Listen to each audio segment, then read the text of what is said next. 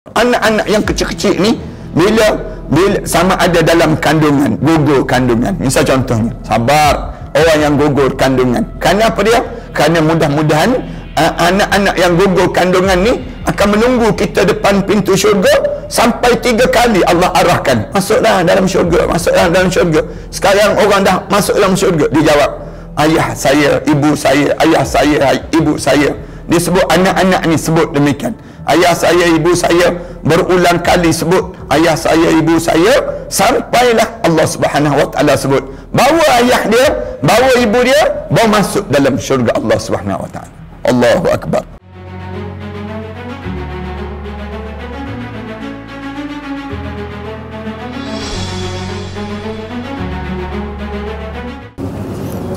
Assalamualaikum warahmatullahi taala wabarakatuh. Bismillahirrahmanirrahim. Alhamdulillahirabbil alamin. Wassalatu wassalamu ala asyrafil anbiya'i wal mursalin wa ala alihi wa sahbihi ajma'in. Subhanaka la ilma lana illa ma 'allamtana innaka antal alimul hakim. Rabbi shrah li sadri wa yassir li amri wahlul 'uqdatam min lisani yafqahu qawli. Rabbi yassir wa la tu'assir wa tammim bil khair. Amma ba'd. Para penonton dan sahabat-sahabat yang dikasihi sekalian, alhamdulillah kita syukur pada Allah kerana kita masih lagi diberi kesempatan oleh Allah untuk kita berbicara tentang mengenai dalam hidup kita ini terlampau banyak mereka yang diuji oleh Allah dengan ujian-ujian.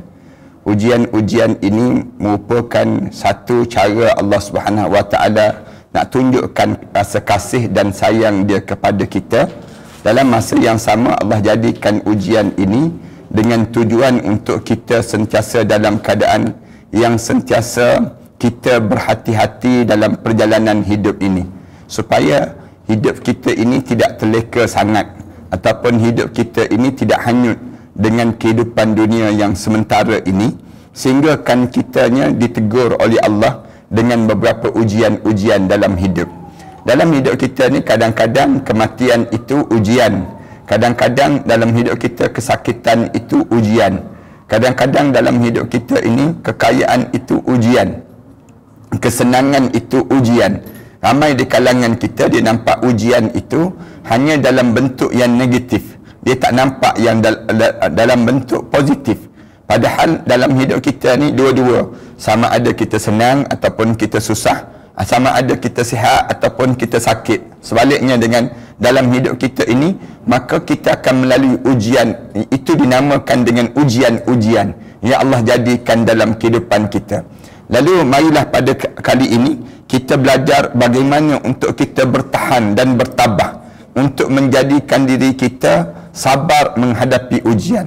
Hari ini kita nak sebut tentang mengenai daripada Abu Lis As-Samarqandi meriwayatkan dengan sanadnya daripada Muaz bin Jabal radhiyallahu anhu berkata, ketika mana wafatnya putraku, itu yang disebut dengan Muaz bin Jabal, bila anak lelaki dia meninggal dunia, Rasulullah sallallahu alaihi wasallam menulis surat ta'ziyah kepadaku. Dia sebut demikian. Muaz bin Jabal dia cerita pernah dia hanya berhadapan dengan ujian. Ujian apa dia? Ujian kewafatan anak kesayangannya, anak lelaki kesayangannya. Lalu Rasulullah sallallahu alaihi wasallam hantar surat untuk nak gambarkan kepada Muaz bin Jabal ini bagaimana nak berhadapan dengan ujian ini. Lalu Rasulullah hantar surat ini. Mari kita dengar yang dihantar oleh Rasulullah kepada Muaz bin Jabal. Rasulullah sallallahu alaihi wasallam sebut, "Assalamualaikum. Salam sejahtera ke atas kamu. Fa inni ahmadullah alladzi la ilaha illahu. Sesungguhnya aku memuji Allah yang tidak ada Tuhan melainkan Dia. Amma ba'du, dan ada pun yang seterusnya yang aku ingin lakukan dan aku nak bagi tahu pada kamunya." Apa dia yang disebut ni? Disebutnya fa'azzamallahu laka ajra wa alhamaka sabru wa razaqna wa iyyaka syukra. Kemudian dia sebut mudah-mudahan Allah membesarkan ganjaran pada diri kamu, dan Allah mengilhamkan pada kamu kesabaran, dan Allah menganugerahkan pada kamu wa razaqna wa iyyaka syukra, dan Allah anugerahkan pada kita dan pada kamu supaya kamu sentiasa bersyukur dengan apa sahaja keadaan ini. Ini cara Rasulullah sallallahu alaihi wasallam. Dia nak cerita tentang mengenai bagaimana keadaan yang dilalui oleh yang disebut dengan Muaz bin Jabal radhiyallahu anhu ini. Summa inna nufusana wa amwalana wa ahlina wa auladana wa amwalahum min mawahibillahi al-hani'ati wa awwariyati al-mustawda'ati natamatta'u biha ila ajalin ma'dud wa yaqbiduha al-waqtul ma'lum. Lalu Rasulullah sallallahu alaihi wasallam sebut, sesungguhnya jiwa kita, harta benda kita, dan juga keluarga kita dan anak-anak kita dan harta benda mereka itu di antara anugerah Allah yang Allah bagi kepada seorang itu, al-hani'ati wa awariyati al-mustawda'ati, dan Allah kurniakan untuk pada diri seorang tersebut satu pengurniaan dan juga anugerah yang kita dibagi tersebut, mustawda'ati, natamatta'u biha ila ajalin ma'dud. Allah bagi pada kita ni untuk kita merasai nikmat ini untuk pada masa tertentu saja, untuk saat yang tertentu saja. Nyawa kita Allah bagi, katanya Rasulullah sallallahu alaihi wasallam, untuk kita hidup sekejap je, natamatta'u ila ajalin ma'dud, pada masa yang tertentu yang telah ditentukan oleh Allah. Harta benda kita Allah bagi pada kita ni untuk kita merasai pada masa tertentu saja. Kemudian wayaqbidul waqtil ma'lum, lepas pada itu Allah tarik balik daripada masa yang tertentu. Maknanya dalam hidup kita ni kena ingat nyawa kita, harta benda kita. Rasulullah sallallahu alaihi wasallam suruh anak keluarga kita dan juga anak-anak kita dan harta benda yang Allah bagi dalam hidup kita ni semuanya bukan untuk selama-lama, tapi untuk sementara saja. Allah bagi pada kita ni sihat, cantik, kemudian segala apa yang ada pada kita ni semuanya untuk sekejap saja. Kemudian kita akan menikmati masa tersebut dalam keadaan masa yang tertentu. Lepas pada ni Allah Subhanahu wa taala akan cabut balik. Allah akan ambil balik pada waktu tertentu. Summaqtaradallahu alaina syukra. Lalu Allah Subhanahu wa taala ajar, bila Allah bagi pada kita nikmat, lalu Allah suruh kita ni bersyukur setiap nikmat yang kita dapat. Jangan kita ni kufur. Idza a'ta was-sabara idza btala. Bila Allah kurniakan pada kita nikmat, bersyukur pada Allah. Nikmat kan, dalam hidup kita boleh bercakap, nikmat. Patutnya kita sebut alhamdulillah aku boleh bercakap. Alhamdulillah nikmat boleh mendengar. Alhamdulillah nikmat boleh berjalan. Nikmat-nikmat yang Allah bagi pada kita ni, kita diajar supaya kita ni bersyukur. Syukur kata Rasulullah. Tapi bila Allah tarik was-sabra idzabtala, dan kamu diajar supaya sabar bila kamu diuji oleh Allah. Wa kana ibnuka hadza min mawahibillah. Dan anak yang meninggal dunia ini, kamu kena ingat wahai Muaz bin Jabal, ini merupakan anugerah Allah pada kamu. Al-hani'ati, dan satu pemberian pada kamu. Wa awariyat mustawda'ati mana'akallahu bihi fi ghiddatin wa sururin. Dan Allah Subhanahu wa taala bagi pada diri kamu ni dalam keadaan yang menyenangkan pada diri kamu, dan kamu dapat rasa dalam keadaan anak-anak kita ni pemberian Allah taala untuk menyenang dan pinjamannya yang dihantar pada kamu, bersuka-suka dengan mereka semua sampai pada masa ditentukan oleh Allah. Allah akan tarik balik nikmat-nikmat tersebut. Kemudian wajib kita bersyukur dalam keadaan yang sebegini, dan kita rasa seronok dengan pinjaman yang dihantar oleh Allah. Allah memuaskan kamu dengan kesenangan, dan kini diambil oleh Allah jaminan pahala yang besar jika kamu sabar dan ikhlas. Kerana itu wahai Muaz, jangan sampai duka cita menghilangkan pahala kamu. Rasulullah pesan pada Muaz, wahai Muaz, janganlah kamu rasa sedih. Waktu mana bila ya Muaz an yuhbata jaza'uka ajraka fatandama ala ma fanaka. Janganlah kamu wahai Muaz, kamu rasa dalam keadaan yang sedih sangat pada diri kamu, terlampau sedih pada diri kamu ni, yang menyebabkan bila kamu sedih menghilangkan pahala pada diri kamu. Ini cara Rasulullah ajar pada diri kita. Kerana Allah yang bagi dan Allah yang akan tarik balik nikmat ini. Falau qadimta ala sawabi musibatika arafta anna al-musibah qad fasurat anhu. Dan kamu kena tahu, wahai, kamu kena, jangan sekali-kali hingga kamu akan menyesal terhadap apa yang terlepas daripada kamu. Dan andai kamu mengetahui pahala musibah itu, nescaya akan mengetahui bahawa musibah itu terlampau sedikit, dan ketahuilah bahawa duka cita itu tidak dapat mengembalikan orang yang telah mati. Katakanlah kamu ni sedih sangat, wahai Muaz, yang kamu sedih-sedih tu, dia boleh hidup balik ke anak kamu tersebut bila berlaku demikian? Dan Allah tidak akan mengurangkan kesedihan. Kerana itu, hilangkanlah rasa susah kamu dengan apa yang akan turun kepada kamu seakan-akan telah turun. Katanya Rasulullah sallallahu alaihi wasallam, wa ka'anna qad nazala bik wassalam. Dan Rasulullah sallallahu alaihi wasallam tutupkan dengan ucapan salam, kesejahteraan ke atas kamu. Wa'lam annal jaza'a la yuraddu maitan. Jangan kamu rasa bila kamu ni rasa terlampau sedih sangat menyebabkan kamu ingat dia bahkan boleh hidup balik. Tak boleh hidup balik. Wala yadfa'u hazanan. Jangan dia tak mampu untuk nak menolak perasaan duka cita kamu. Bila kamu jadi demikian, fal yazhab anka, maka buangkanlah daripada kamu perasaan asafuka bima huwa nazilun bik, dengan apa yang turunkan, yang dikenakan pada kamu, pakaan qad nazala bik, seolah-olah memang benda tersebut, kalau kamu rasa duka cita pun memang telah turun pada diri kamu, keadaan yang sebegitu pada diri kamu. Ini cara Rasulullah sallallahu alaihi wasallam menghiburkan hati sahabat kalau mana sahabat berhadapan dengan kematian anak yang disayangi. Ini di antara anak pada Muaz bin Jabal radhiyallahu anhu. Muaz bin Jabal ni bila meninggal dunia anak dia tu, dia rasa sedih sangat. Lalu Rasulullah sallallahu alaihi wasallam sebut, dia kata, Rasulullah sallallahu alaihi wasallam sebut, anak ni anugerah Allah pada diri kita, dan Allah juga berhak untuk menarik. Bila Allah menarik nikmat yang Allah bagi pada kita ni, janganlah kamu ni jadi rasa sedih sangat. Bila kamu sedih sangat dalam keadaan begitu, rugilah pahala yang patut kamu dapat dalam hidup kamu. Ini cara dalam hidup kita orang mukmin. Yang anak kita ni kalau dia dah meninggal dunia, dia boleh hidup balik ke? Tak boleh hidup dah. Bila tak boleh hidup dah, maka kita kena banyakkan pada diri kita sabar dan syukur di atas apa yang Allah jadikan dalam kehidupan kita.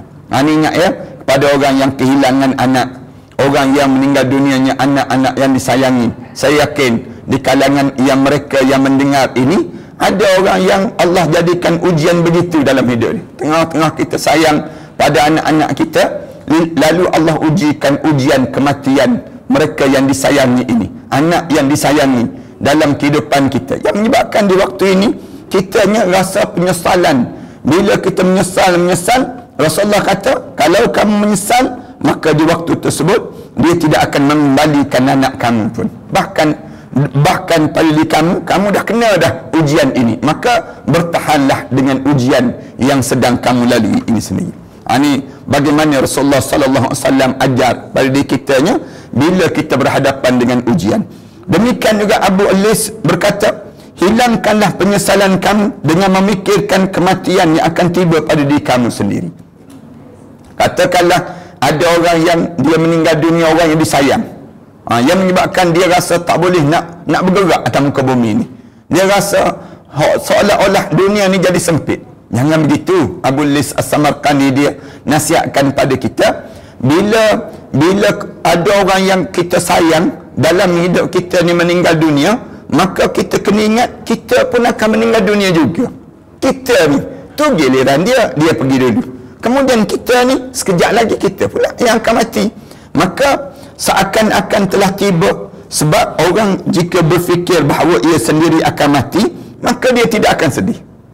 Kalau siapa-siapa yang dalam hidup dia fikir dia sendiri akan mati juga, dia pun akan mati juga, dia tak akan sedih dengan kematian orang tu, kerana orang yang meninggal dunia tu dia pergi awal, manakala kita akan mengikut kemudian. Ini yang diajar dalam hidup kita. Sebab kesedihan tidak dapat menolak kematian, bahkan akan menghilangkan pahala ujian yang sepatutnya kena pada kita. Kalau kalian sedih juga dengan keadaan yang kematian orang yang kita sayang, mati orang yang kita sayang tu kita sedih panjang masa, yang pertama kita akan rugi apa dia? Pahala yang patut kita dapat di atas ujian yang Allah jadikan pada diri kita. Dalam masa yang sama, pada diri kita sendiri ni pun akan mati juga. Kita ni akan menghadap depan Allah juga. Bila kita akan mati, maka sebab seorang yang akan mengeluh hanya akan mengadukan Tuhan dan akan menolak keputusan Allah Subhanahu Wa Taala. Kalau kamu mengeluh, kamu sedih dalam hidup kamu, itu menunjukkan kamu ni akan dalam keadaan yang dalam pada diri kamunya jadi dalam pada diri kamunya kesedihan yang berpanjangan, seolah-olah kamu tak boleh terima yang telah diputuskan oleh Allah Subhanahu Wa Taala pada diri kamu. Abu Lis As-Samarqandi meriwayatkan dengan sanadnya daripada Anas bin Malik radhiyallahu anhu berkata, Rasulullah sallallahu alaihi wasallam bersabda, ni ingat ni, Rasulullah sebut, man asbaha hazinan ala dunya, siapa-siapa yang bangun pagi-pagi dalam keadaan yang dia rasa duka cita terhadap urusan dunia. Bangun pagi-pagi tu dia dah rasa sedih dah dengan keadaan dunia. Asbaha sakhitan ala rabbih, sebenarnya dia sedang bangun pagi itu dalam keadaan dia benci pada Allah. Ni jadi demikian. Kita ni jangan bangun pagi je mudi pelik je, rasa kita ni macam tak semacam je. Ada kan orang kita ni bangun je rasa nak marah pada orang tu, nak marah pada orang ni. Maknanya kita buat apa pagi tersebut? Kita sedang bangun pagi dalam keadaan kita nak marah pada Allah. Ala rabbi wa man asbaha yashku musibatan nazalat bihi fa innama yashku Allah Ta'ala. Siapa-siapa yang dia bangun pagi dia berhadapan dengan musibah dalam hidup dia, maka mengadulah dia kepada Allah Subhanahu Wa Ta'ala. Pagi-pagi dalam hidup dia ni, jangan dia sibuk mengeluh dalam pada dia. Kalau dia mengeluh juga, sebenarnya dia mengeluh terhadap Allah. Itu bahaya dalam hidup kita. Jangan kita bangun pagi je tiba-tiba kita mengeluh yang tu tak kena, yang ni tak betul, yang ni semua tak kena dalam hidup ni. Maknanya kamu ni mengeluh terhadap Allah. Dan kemudian Rasulullah sallallahu alaihi wasallam sebut lagi, wa man tawadda'a li ghani liyanala ma fi yadihi ahbatallahu sulusa amalihi. Rasulullah sallallahu alaihi wasallam sebut, siapa yang tawaduk, merendah kepada orang kaya kerana ingin mendapatkan kekayaan orang tersebut, maka Allah menggugurkan 2/3 daripada amalannya. Rasulullah pesan, siapa-siapa yang berjumpa dengan orang kaya, kemudian dia tengok orang kaya orang ni, dia rasa takut dengan orang kaya ni, kerana orang kaya tersebut banyaknya yang disebut dengan harta benda. Gugur 2/3 daripada amalan dia, hancur lebur amalan dia. Rasulullah larang demikian. Jangan kamu jumpa dengan orang kaya, kamu rasa hebat orang kaya. Kerana yang kaya bukannya orang tersebut, yang kaya tu ialah Allah. Allah ajar demikian. Kita kena tawaduk kepada Allah dalam hidup, bukan tawaduk pada orang. Lalu yang keempat, Rasulullah sallallahu alaihi wasallam sebut, wa man u'tiyal Quran fadakhala an-nar ab'adahu Allah min rahmatih. Mana-mana orang yang diberi kepahaman Al-Quran, tiba-tiba akhirnya dia dihumban ke dalam neraka juga, maka orang tersebut telah menjauhkan dirinya daripada rahmat Allah. Yakni siapa yang mengerti Al-Quran tetapi tidak diamalkan ataupun meremehkan Al-Quran hingga dia dimasukkan ke dalam neraka Allah, maka bererti dia menjauhkan diri daripada rahmat Allah, kerana dia tidak menyedari kebesaran Al-Quran yang Allah telah kurniakan pada diri dia. Ini jangan demikian. Orang yang dah ada Quran dalam hidup dia, jangan sekali-kali pada diri dia rasa benda ni benda yang lekeh. Al-Quran ni bukan benda yang lekeh. Kalian boleh baca Quran, kalian boleh faham Al-Quran, kalian boleh hafal Quran. Bila kalian boleh amalkan Al-Quran dalam hidup ni, jangan kita rasa alah tak ada benda pun pada diri kita. Jangan. Sebenarnya kita dah ada sesuatu yang besar yang Allah bagi. Apa dia? Rahmat Allah turun bagi mereka yang hidup dengan Al-Quran Karim. Ini cara Rasulullah sallallahu alaihi wasallam pesan. Bangun pagi, jangan rasa sedih terhadap dunia. Jangan rasa nak tunduk kepada orang kaya. Jangan kita pada diri kita bangun pagi je ada je PL yang kita nak lakukan dalam hidup kita yang seolah-olah kita tak reda dengan ketentuan Allah pada kita. Wahab bin Munabbih berkata, saya telah menemukan dalam kitab Taurat 4 baris berturut-turut, 4 perkara berturut-turut.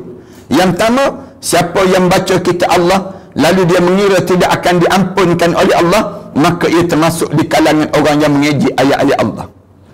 Tu siapa-siapa yang dia baca Al-Quran Karim, tiba-tiba dia baca kitab Allah. Dalam ni disebut dalam kitab Taurat disebut, siapa yang baca kitab Allah, tiba-tiba dia melekehkan terhadap kelebihan yang dia ada tersebut, maka di waktu ini dia termasuk di kalangan dia rasa bahawa Allah tak mengampunkan dosa dia, maka termasuk orang yang mengejek ayat-ayat Allah Subhanahu Wa Taala.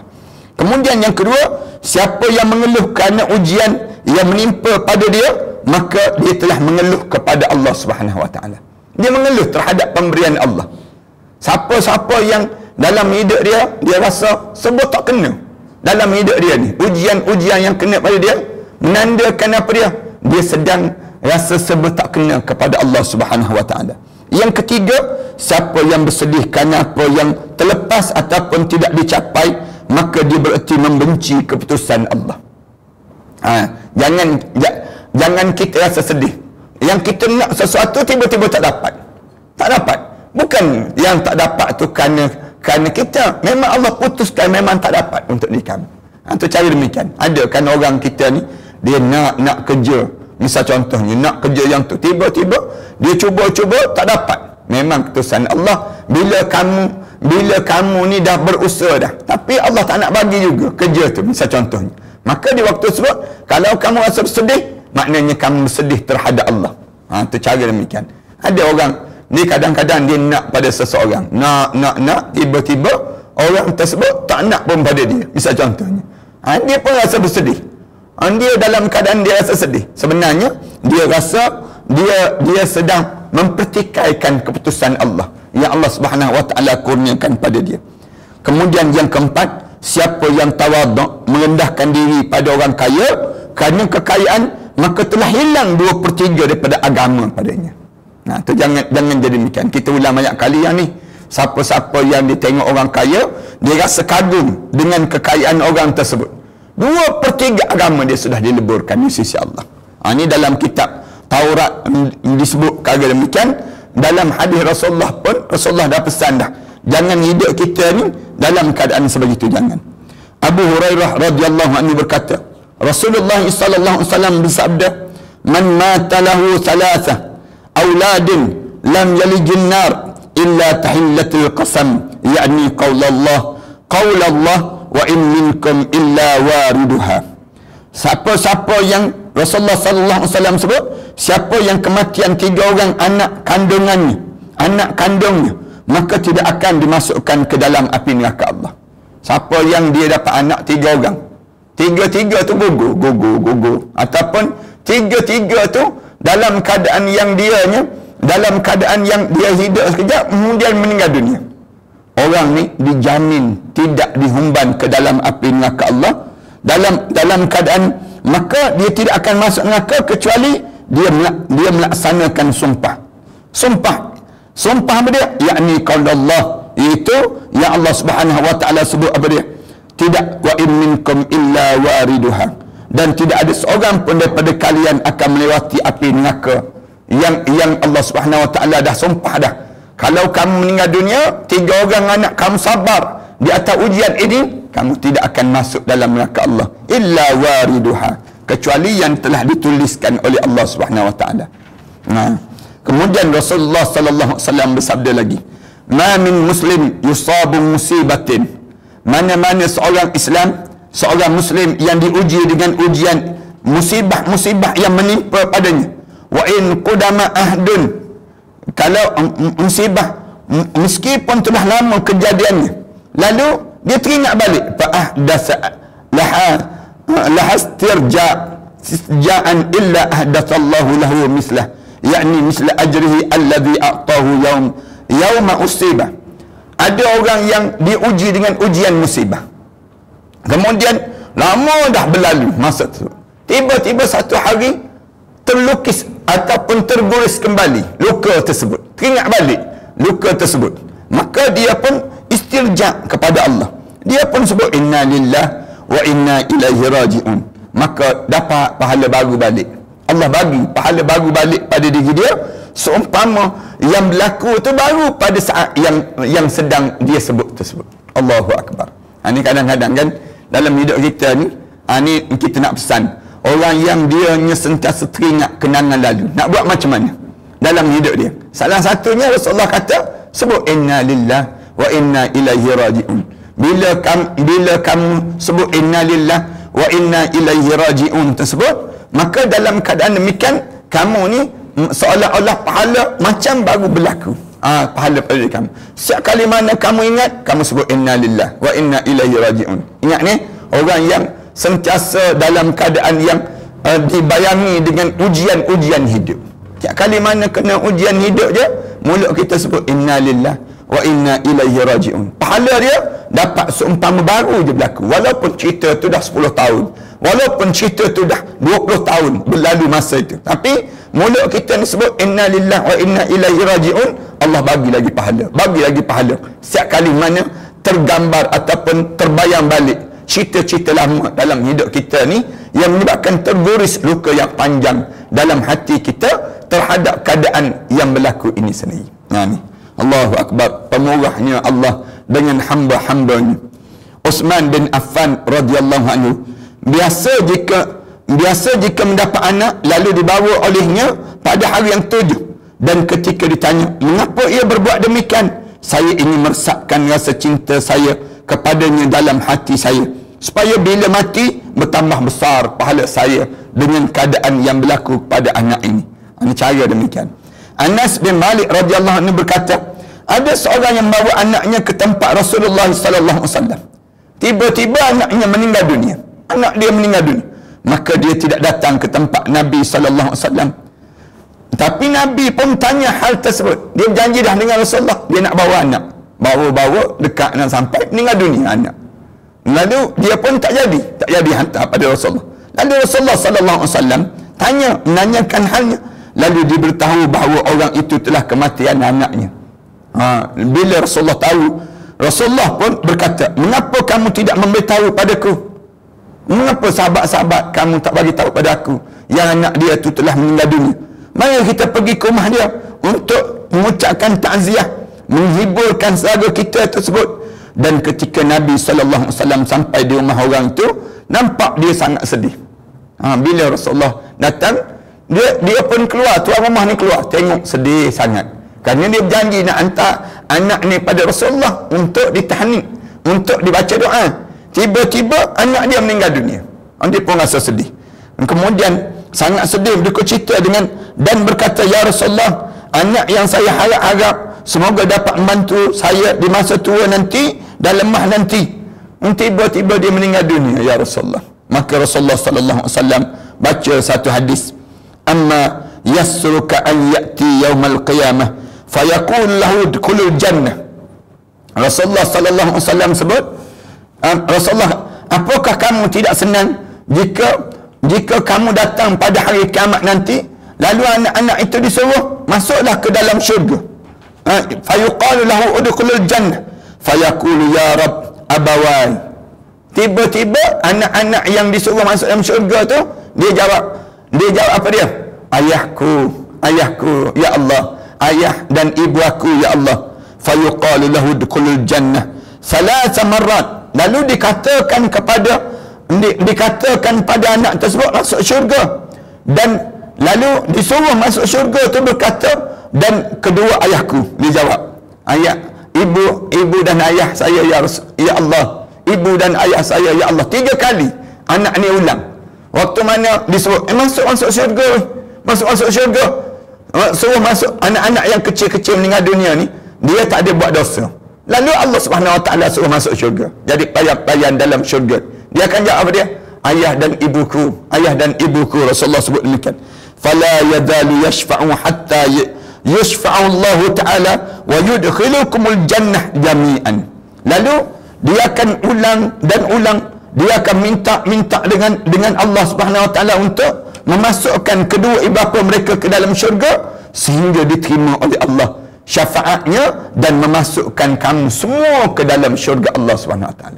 Allahu Akbar. Besarnya nilai ganjarannya. Sebab tu sabarlah siapa yang kematian anak baca hadis-hadis macam ni, cerita dalam hidup mereka, sebab bila Allah jadikan pada diri kita ni kematian orang yang kita sayangi, tambah-tambah anak yang meninggal dunia tu anak syurga. Allahu Akbar. Anak-anak yang kecil-kecil ni bila sama ada dalam kandungan, gugur kandungan. Misal contohnya, sabar orang yang gugur kandungan. Kerana apa dia? Kerana mudah-mudahan anak-anak yang gugur kandungan ni akan menunggu kita depan pintu syurga sampai 3 kali Allah arahkan, masuklah dalam syurga, masuklah dalam syurga. Sekarang orang dah masuk dalam syurga, dijawab ayah saya, ibu saya, ayah saya, ibu saya. Disebut anak-anak ni sebut demikian, ayah saya, ibu saya, berulang kali sebut ayah saya, ibu saya, sampailah Allah Subhanahu Wa Taala sebut bawa ayah dia, bawa ibu dia, bawa masuk dalam syurga Allah Subhanahu Wa Taala. Allahu Akbar. Maka hilanglah rasa duka daripada orang tersebut. Bila Rasulullah sebut gitu, hilang terus perasaan sedih dia. Sedih yang disebut dari keterangan ni dalil bahawa takziah itu disunatkan dilakukan terhadap orang-orang yang ditimpa dengan musibah. Alhamdulillah kita telah membicarakan tentang tajuk yang besar nilai ini. Mudah-mudahan Allah kurniakan nikmat pada diri kita dengan nikmat syurga Allah Subhanahu Wa Taala, dan Allah masukkan kita semua di kalangan orang yang sabar dalam berhadapan dengan ujian-ujian sepanjang dalam kehidupan kita ini sendiri. Aku qouli hadza astaghfirullah li wa lakum. Wassalamualaikum warahmatullahi taala wabarakatuh. A'udzubillahi minasyaitonir rajim. Bismillahirrahmanirrahim. Alhamdulillahirabbil alamin wassalatu wassalamu ala rasul amin wa ala alihi wa sahbihi ajmain. ربنا افتح بيننا وبين قومنا بالحق وأنت خير الفاتحين. ربنا ظلمنا أنفسنا وإن لم تغفر لنا وترحمنا لنكون من الخاسرين.